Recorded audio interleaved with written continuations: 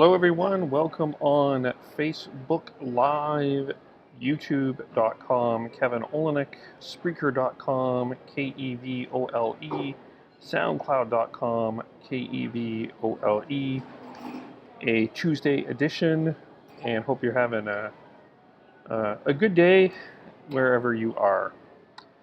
Still lots to talk about, I guess, in regards to the tragedy that happened in Las Vegas. There's been a lot of conversation still continued about it. Obviously, our hearts are, our minds, and many of us are still there.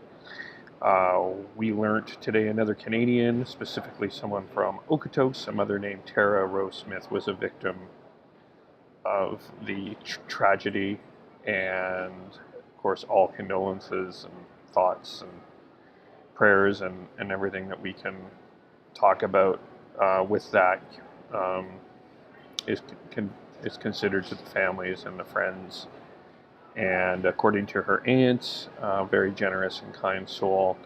And my understanding is with her, there is a GoFundMe page because there was a lot of social media concern, and her picture was being shared throughout Instagram, Facebook, and Twitter. So there was a lot of concern, a very sad situation there, and obviously a very sad situation overall. But this leads to our conversation, and this started in a lot of people's mind on January 20th, 2017, or even before, November of 2016, the day Donald Trump was elected the President of the United States. And the behavior and his actions, even today, I don't know if you saw that, but he was tossing paper towels like basketballs to Puerto Rico. In Puerto Rico, he was just, it was a complete, you got to see it, it was a complete, quite frankly, it was a shit show.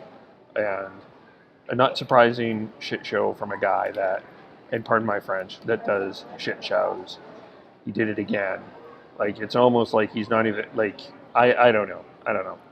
And the continued conversation and seemingly ignoring from people again, although we shouldn't be surprised about the reinforcements or the lack of issues regarding gun control, again, completely ignoring.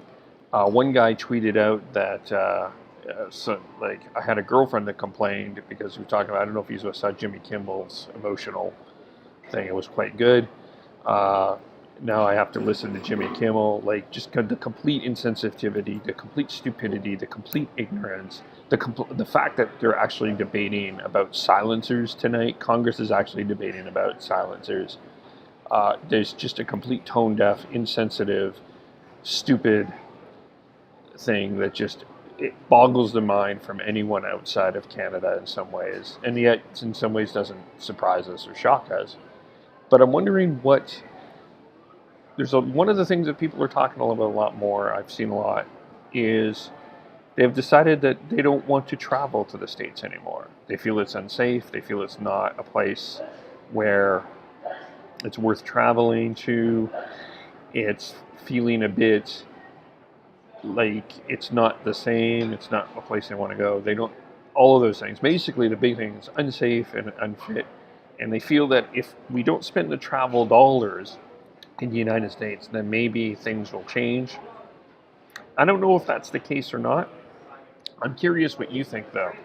I'm curious what your thoughts are. Are you reconsidering any travel plans in the United States? Me living out here in Vancouver, people go to Seattle all the time to watch the Seahawks play. They go down to the States for a number of different reasons, back and forth. I mean, people travel actually to get gas, so not a huge deal. And Washington isn't necessarily a completely pro-Trump state at all. But I'm curious what you think about that. Are you right now in a position where you are reconsidering or deciding on not traveling to the States in any of your vacation plans going forward? Let me know on Facebook.com, KEVOLE. We'll have the poll again on Twitter. Kevole. Of course, you can listen to the podcast format on this, Spreaker.com, Kevole, and Soundcloud.com, Kevole. Well, just before we close, always like to check the comments before we go. One says, I've avoided the U.S. since Trump was elected. The other one says, it pisses me off when people say now is not the time to get political about gun control. These shootings happen literally every day.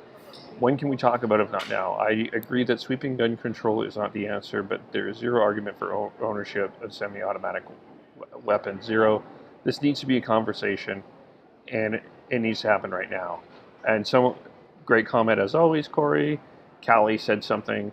And yes, there was talking about Australia. I don't know if you saw that, but they actually restricted 60,000 weapons, and they're showing that the murder and suicide rates actually have went down.